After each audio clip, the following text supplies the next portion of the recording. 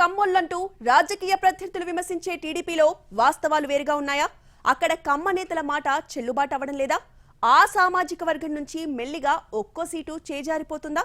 అయిన దానికి కాని దానికి ఆ మాటకొస్తే ప్రతి విషయంలోనూ కులం పేరు చెప్పి కమ్మ నేతల్ని పక్కన పెట్టేస్తున్నారా? టీడీపీలో ఉన్న ఆ సామాజిక వర్గం నాయకుల మనోభావాలేంటి? ఎందుకు మల్లగుల్లాలు పడుతున్నారు? టీడీపీ పేరు చెబితే చాలు కమ్మోళ్ల పార్టీ అని, పనులైనా పదవులైనా వాళ్ళకేనంటూ విమర్శించే వాళ్లకు ఏపీ పాలిటిక్స్ లో కొదవే లేదు. అందులో వాస్తవం ఎంతుంది అన్న సంగతి పక్కన పెడితే ఆ ముద్రను చెరిపేసుకునేందుకు చాలా జాగ్రత్తలు తీసుకుంటూ ఉంటుంది పార్టీ అధినాయకత్వం. ఆ క్రమంలోనే చంద్రబాబు లెక్కలెప్పుడు సామాజిక వర్గాల వారీగానే ఉంటాయి. అందుకే టీడీపీకి చెందిన చాలా మంది కమ్మ నేతలు తమ కులమే తమకు శత్రువైందని, కులం పేరు చెప్పి పదవుల విషయంలో ఎప్పుడూ అన్యాయమే జరుగుతోందని ఆవేదన వ్యక్తం చేస్తూ ఉంటారు. ఇక ఎన్నికలు దగ్గర పడుతున్నాయి. అభ్యర్థుల ఖరారు కసరత్తు జరుగుతోంది. ఇప్పుడు మళ్లీ ఈ తరహా వాదన తెరపైకి వస్తోందట. చాలా కాలంగా కమ్మ సామాజిక వర్గం ప్రాతినిధ్యం ఉన్న సెగ్మెంట్లను కూడా ఇప్పుడు వేరే కులాలకు ఇవ్వడం ఎంతవరకు కరెక్ట్ అన్న చర్చ జరుగుతోంది పార్టీ వర్గాల్లో. గతంలో విజయనగరం జిల్లా మొదలుకుని చిత్తూరు జిల్లా వరకు చాలా అసెంబ్లీ నియోజకవర్గాలు కమ్మ సామాజిక వర్గానికి కేటాయించేవారు. కానీ ఇప్పుడు అవి చేజారిపోతున్నాయన్న గుబులు కమ్మ నేతల్లో కనిపిస్తోందట. విజయనగరం జిల్లాలో గతంలో చీపురుపల్లి నుంచి గద్దె బాబురావు ప్రాతినిధ్యం వహించారు.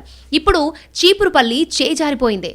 ఇప్పుడే కాదు, భవిష్యత్తులో ఇక్కడ కమ్మ సామాజిక వర్గానికి చెందిన ఎమ్మెల్యేగా నిలబడ్డం దాదాపు అసాధ్యమనే చెప్పాలి. ఇక విశాఖ పార్లమెంటు స్థానం చేజారే ప్రమాదం కనిపిస్తోంది అంటున్నారు. ఇక్కడ నుంచి నందమూరి బాలకృష్ణ చిన్నలుడు శ్రీభరత్ పోటీలో ఉన్నారు. అటు వైసీపీ ఈ టికెట్ను బీసీ మహిళకు ఇచ్చింది. దీంతో తాము కూడా బీసీలకు కట్టబెడితే ఎలా ఉంటుంది అనే చర్చ టీడీపీలో జరుగుతోందట. అదే నిజమైతే కీలకమైన ఎంపీ స్థానం కమ్మ సామాజిక వర్గం చేజారిపోయినట్టే అంటున్నారు. తూర్పుగోదావరి జిల్లా విషయానికొస్తే రాజానగరం మీద కమ్మ నేతల పట్టుంది. ఇప్పుడు పొత్తుల్లో భాగంగా ఆ స్థానం ఏ సామాజిక వర్గం చేతుల్లోకి వెళ్తోందో అన్న డైలమా కనిపిస్తోంది. జనసేన కోటాలో ఉన్న ఈ సీటు కమ్మ నేతలకు వెళ్లే అవకాశాలు చాలా తక్కువగా కనిపిస్తున్నాయి. ఈ స్థానాన్ని బత్తుల బలరామకృష్ణకు కేటాయిస్తే అది కాపు కోటాలోకి వెళ్లిపోతుంది. ఇక రాజమండ్రి అర్బన్ నుంచి 2009లో గోరంట్ల బుచ్చయ్య చౌదరి ప్రాతినిధ్యం వహించారు. 2019 ఎన్నికల్లో బీసీ సామాజిక వర్గానికి చెందిన ఆదిరెడ్డి భవానీ గెలిచారు. 2014, 2019 ఎన్నికల్లో బుచ్చయ్య చౌదరి రాజమండ్రి రూరల్ సీట్లో గెలిచారు. ఇప్పుడు ఆ సీటు జనసేన ఖాతాలోకి వెళ్తుందా అన్న చర్చ జరుగుతోంది. అదే నిజమైతే రాజమండ్రి రూరల్ కూడా తమ చెయ్యి దాటిపోతుంది అన్న ఆవేదన కమ్మ నేతల్లో కనిపిస్తోందట. ఇక రాజమండ్రి ఎంపీ స్థానాన్ని కూడా బీసీలకే కేటాయించే దిశగా టీడీపీ అడుగులు వేస్తోంది అనే చర్చ జరుగుతోంది. ఇక్కడ నుంచి కమ్మ సామాజిక వర్గానికి చెందినవారు, ఆర్థికంగా బలమైన నేతలు ఉన్నారు. బొడ్డు వెంకటరమణ చౌదరి లాంటి అన్ని రకాలుగా బలమైన నేతలున్నా వారిని కాదని బలమైన బీసీ నేత కోసం అన్వేషిస్తోందట టీడీపీ. ఇది వర్కౌట్ అయితే ఆ ఎంపీ సీటు కూడా కమ్మ కోటా నుంచి పోయినట్టే.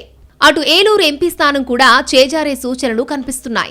ఈ సెగ్మెంట్ నుంచి కమ్మ సామాజిక వర్గానికి చెందిన నేతలు అందుబాటులో ఉన్నా వారికి కాకుండా బీసీలకు ఇచ్చే ప్లాన్ ఉందట పార్టీ అధిష్టానం దగ్గర. ఇక్కడి నుంచి మాగంటి బాబు, డాక్టర్ పవన్ వంటి వారు రేసులో ఉన్నా వారిని కాదని బీసీ సామాజిక వర్గానికి చెందిన గోపాల్ యాదవ్ అనే వ్యక్తిని తెరమీదకు తెచ్చింది టీడీపీ. గతంలో ఈ స్థానం నుంచి కమ్మ సామాజిక వర్గానికి చెందిన మహామహులు ప్రాతినిధ్యం వహించిన చరిత్రుందే. అలాంటి సీటును కూడా తమకు కాదని బీసీలకు ఇవ్వడం ఎంతవరకు సమంజసమని ప్రశ్నిస్తున్నారట కమ్మ నేతలు.